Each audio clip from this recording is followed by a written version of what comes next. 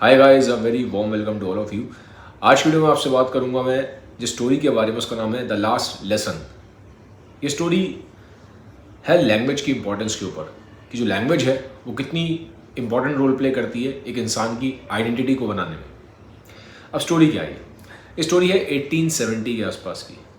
1870 में जर्मनी ने फ्रांस पर अटैक किया और फ्रांस को कैप्चर कर लिया। और जब उन्होंने फ्रांस को कैप्चर किया तो उन्होंने एक ऑर्डर पास कर दिया कि जितने भी स्कूल में टीचर हैं फ्रांस के, जो फ्रेंच पढ़ाते हैं, ठीक है, उन सबको हटा दिया जाए और उनकी जगह जो फ्रेंच टीचर्स हैं उनकी जगह जर्मन टीचर्स आएंगे जो जर्मनी पढ़ाएंगे। वो चाहते थे कि जो फ्रेंच लैंग्वेज है उसको हटा दिया जाए और जो फ्रांस के लोग हैं उनको जर्मन लैंग्वेज पढ़ाई जाए। तो एक तरीका था, एक तरीके से जो आइडेंटिटी है फ्रेंच लोगों की उसको ख़त्म करने का। तो अब कहानी कैसे है? कहानी में दिखाया गया है कि एक लड़का है जिसका नाम है फ्रांस। फ्रांस क्या है, बहुत खेलने कूदने में ज़्यादा उसका इंटरेस्ट है, उसका पढ़ाई वगैरह में इंटरेस्ट नहीं है। और उसको स्कूल जाना होता है एक दिन, और उसके टीचर होते हैं मिस्टर हैमिल करके। तो मिस्टर हैमिल को वो लाइक नहीं करता था और उसको पढ़ना अच्छा लगता नहीं था, और मिस्टर हैमिल पढ़ाते थे फ्रेंच।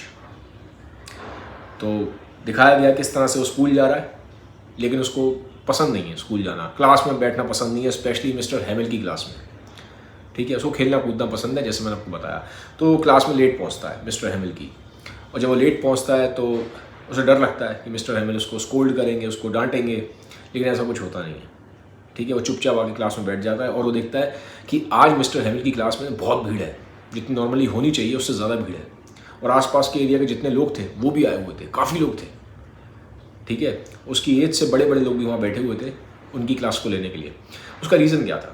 उसका रीज़न था कि मिस्टर हैमिल फ्रेंच पढ़ा रहे थे, और जैसा कि मैंने आपको बोला था कि जर्मनी ने उस फ्रांस को कैप्चर कर रखा था और बोल रखा था कि जितने फ्रेंच पढ़ाने वाले टीचर्स हैं उनको टर्मिनेट कर दिया जाएगा, उनको हटा दिया जाएगा जॉब से।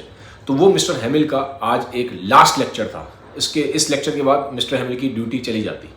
ठीक है, उनका लास्ट लेसन था, उनकी लास्ट क्लास थी उस स्कूल में, तो इसलिए वो क्लास बड़ी इंपॉर्टेंट थी और बड़ी प्रेशियस क्लास थी। तो मिस्टर हैमिल फ्रेंच पढ़ा रहे थे। वो पीछे से आके जो लड़का है फ्रांस, वो बैठ जाता है बैक सीट पर, आराम से बैठ के सुनता है उस लेक्चर को।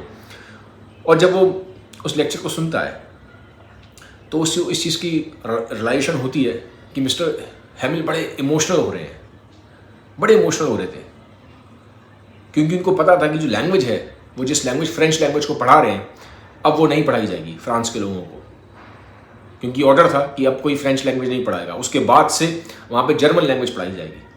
तो इसलिए वहाँ पे बहुत भीड़ थी, जो फ्रांस के बहुत लोग थे, बड़े बड़े लोग वहाँ पे आके उनकी लास्ट क्लास को अटेंड करने आए थे। तो आज क्या होता है, जब फ्रांस को लड़का फ्रांस है उसको उस चीज़ की इंपॉर्टेंस समझ में आती है कि जो फ्रेंच लैंग्वेज है वो कितनी इंपॉर्टेंट है, जिसको उसने कभी अटेंशन दिया नहीं, उसने फ्रेंच लैंग्वेज सीखने की उसको लगा कि इसकी कोई इंपॉर्टेंस नहीं है, क्या करूँगा मैं फ्रेंच लैंग्वेज सीख के। लेकिन आज उसको मालूम पड़ता है, जब जर्मनी ने उसकी कंट्री को अटैक करके कैप्चर कर लिया और जब ऑर्डर था कि अब फ्रेंच लैंग्वेज को हटा दिया जाएगा, जर्मन लैंग्वेज पढ़ाई जाएगी, तो आज उसको जो उसकी मदर टंग है, जो फ्रेंच है, उसकी इंपॉर्टेंस समझ में आती है। और इसलिए मिस्टर हैमिल बड़े इमोशनल थे, क्योंकि अब उसके बाद, उस लास्ट क्लास के बाद, उस फ्रेंच लैंग्वेज को वहाँ कोई नहीं पढ़ाएगा। इसीलिए वहाँ बहुत भीड़ थी, बहुत सारे लोग थे फ्रांस से। वो अपनी लैंग्वेज की इंपॉर्टेंस को समझ के वहाँ पे जो लास्ट लेसन है उसको ग्रैब करने आए थे, उसको सीखने आए थे। तो मिस्टर जो हैमिल है उसको वो बड़े ही अटेंशन के साथ, बड़े ही ध्यान के साथ उस लास्ट लेसन को लेते हैं और बड़े इमोशनल हो जाते हैं। तो अब जो फ्रांस होता है ना, उसको बड़ा सैड फील होता है।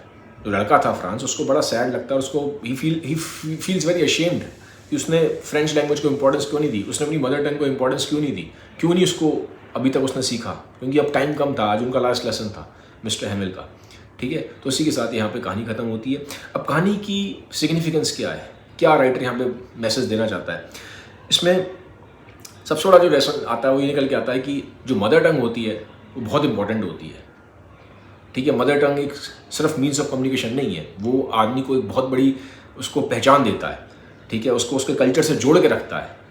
ठीक है, और कैसे जब क्राइसिस का मोमेंट आता है तो कैसे वो लोगों को यूनाइट करता है। ठीक है, तो मदर टंग की बहुत बड़ी इंपॉर्टेंस है जो इस कहानी में दिखाई गई है। सेकंड, फ्रांस को यूनाइट करने में, एक नेशन को यूनाइट करने में एक लैंग्वेज का बहुत बड़ा रोल होता है।